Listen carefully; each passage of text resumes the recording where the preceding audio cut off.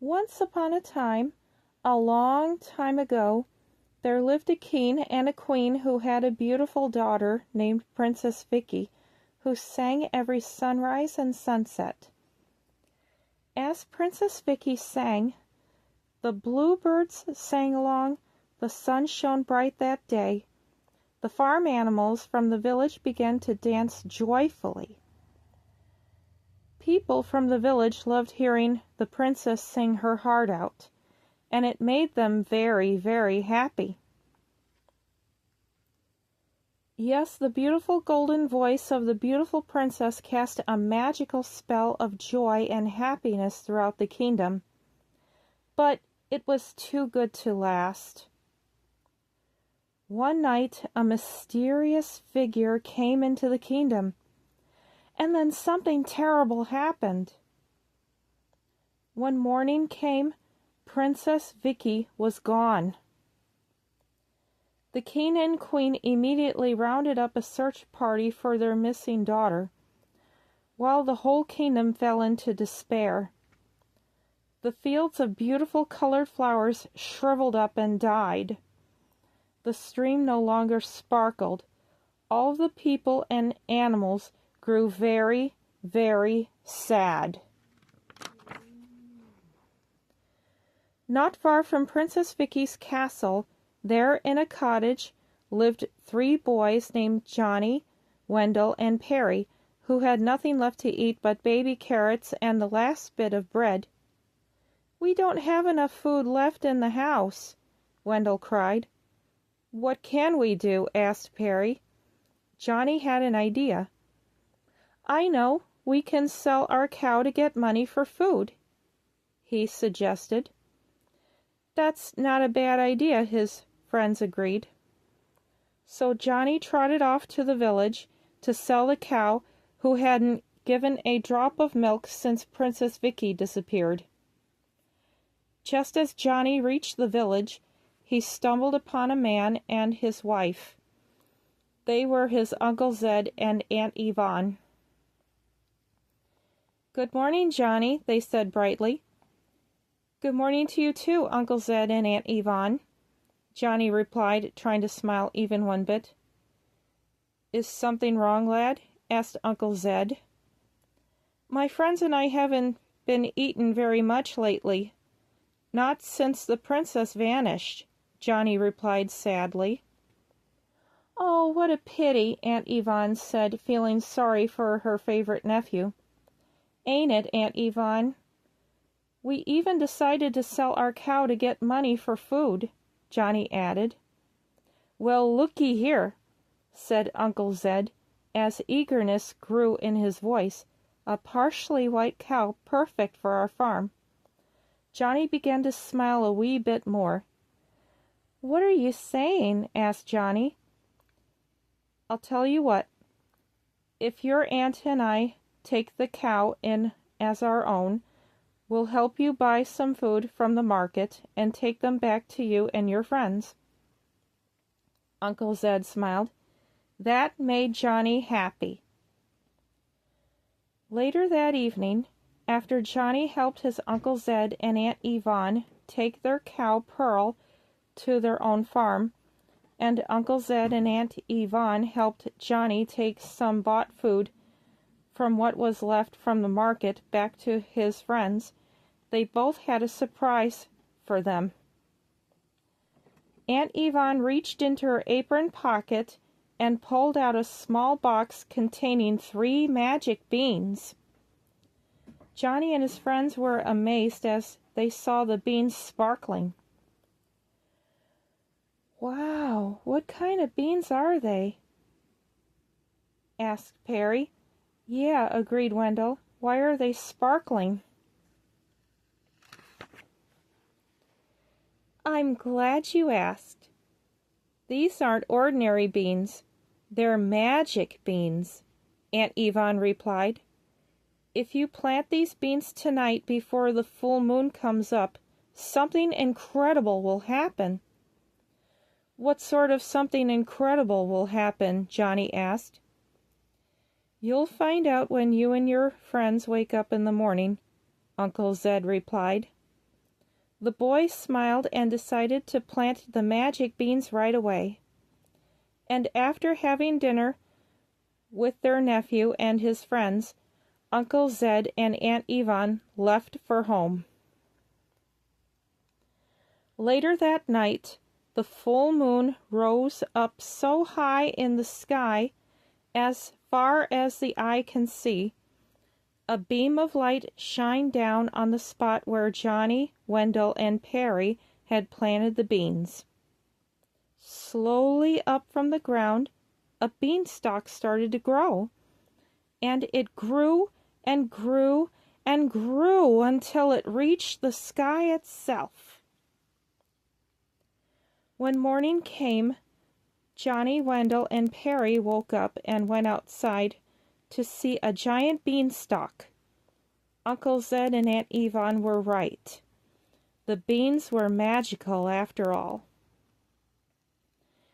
So the three boys started to climb the beanstalk and find out what was up there.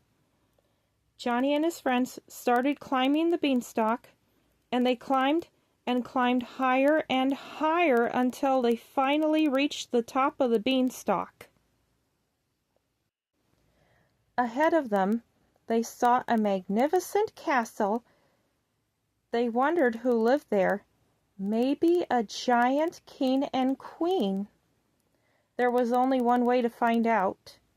Johnny and his friends decided to go there and see whoever lived there might have plenty of food and money to spare.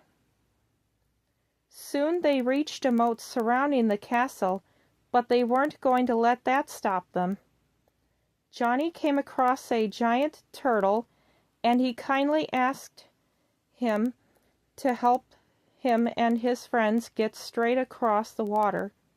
The turtle agreed, and the boys climbed up on top of its back, and away they went. When the turtle dropped off the boys on the other side of the moat, Johnny and his brothers paid the turtle 3 of their remaining carrots and gave it a pat on the head. "Thanks, old pal," Johnny said politely. Johnny and his friends continued their journey by climbing the giant stairs up towards the castle door. Finally, after a long climb, Johnny walked up to the door and knocked, but when no one answered, Johnny came up with another plan. He, Wendell, and Perry carefully crawled under the gap at the very bottom of the door. The huge hallway in the castle was dark and quiet. "It's quiet," Johnny whispered to his friends. "Too quiet." His friends nodded agreeingly. Once inside, Johnny and his friends found themselves a fabled dining room, and on the table there were plates filled with delicious food. Why, it looked like a feast! "Food!" Wendell yelled in excitement, and the 3 hungry friends enjoyed the very best meal they ever had. A few moments later, Johnny heard a voice from somewhere across the table. "Hello? Who's there?" Johnny turned his head to the right and saw a familiar face. "It's Princess Vicki!" he cried. "The princess?" gasped Wendell. Echoed Perry on a mouthful. The 3 friends stopped eating and rushed across the table to see the princess, who was locked inside a box. "How did you get here, Princess?" Johnny questioned. "I was stolen by a wicked giant. He brought me here to sing only for him." "A giant?" Johnny gasped. "A giant?" Wendell and Perry repeated. Suddenly, there came thundering footsteps from somewhere in the castle hallway. Johnny, Wendell, and Perry knew a giant was coming.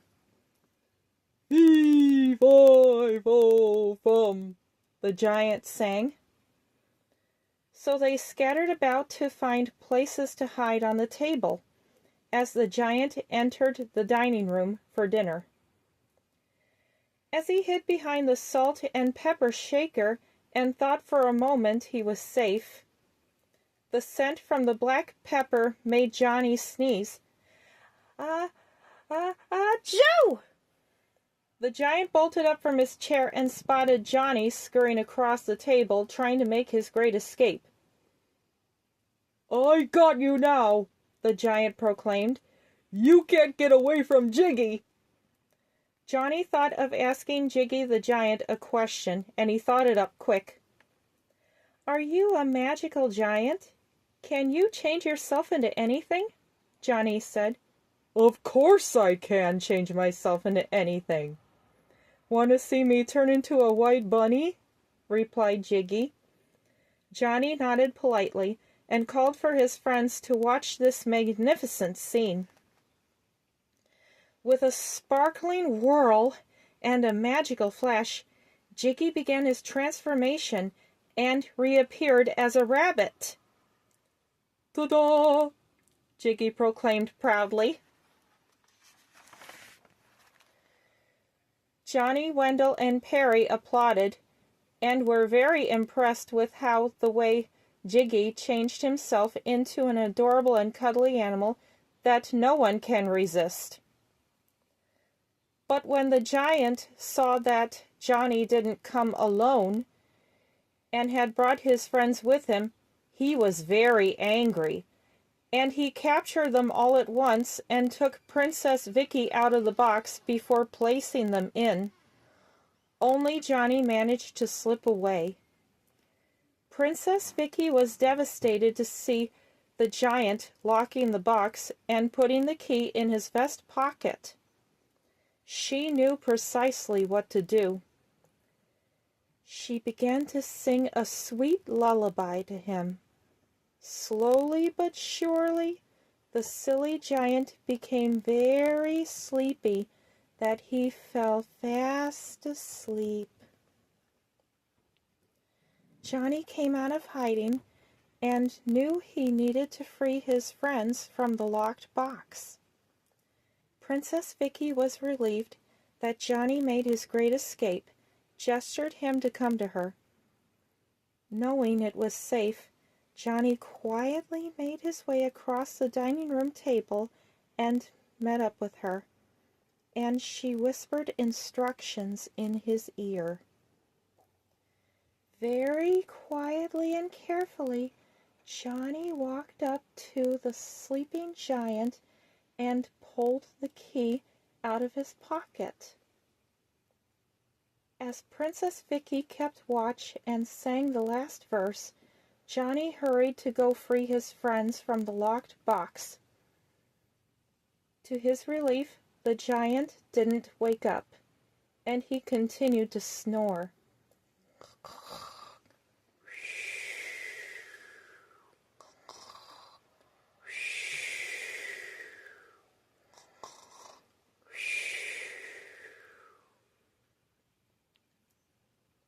Happy to be free from the locked box thanks to Johnny, Wendell and Perry started to escort Princess Vicki out of the giant's castle, crossing the moat on the backs of turtles, and then started climbing down the beanstalk. Johnny, Wendell, and Perry knew the king and queen would be very proud of them, and the search for the missing princess would be over. Suddenly, the castle door burst open, and there was the giant, who had awakened from his sleep and stormed out to follow the three boys and the little princess. Johnny and his friends hurried down the beanstalk with Princess Vicki as fast as they could and made it safely back down to earth. Then the three each took an axe, and together they worked furiously to chop down the beanstalk just as the giant started climbing down. "Bring me back the princess," the giant roared from up above, "or I'll grind your bones to make my bread." Just then, the beanstalk gave way, and Jiggy began to fall down, down, down, until he landed on the soft ground. Princess Vicki began to sing her heart out once again, with her beautiful golden voice. The fields of beautiful colored flowers began to grow again. The sapphire blue streams sparkled once more. And Princess Vicki's parents were thrilled to see that their daughter was safely returned, thanks to Johnny and his friends. The king and queen were so grateful for them for bringing Princess Vicki home that they invited them to live in the castle, and Princess Vicki used her magic to shrink the giant down to size. Then Princess Vicki remembered hearing the giant singing to himself when he returned home to his castle in the sky for dinner, and bouncing his favorite ball, and had an idea. She decided to give him a job as her royal entertainer. Jiggy, Princess Vicki began as Jiggy was now recovering from his fall. My mother and father will allow you in our castle if you promise never to kidnap me or the rest of the other beautiful princesses ever again. Well, all right, said Jiggy. I promise that I'll be good. I won't kidnap beautiful princesses or kill brave young lads ever again for as long as I live. That made everyone happy. Sometime later, Johnny and Princess Vicki were married in a beautiful golden wedding ceremony. And of course, they lived happily ever after. The end.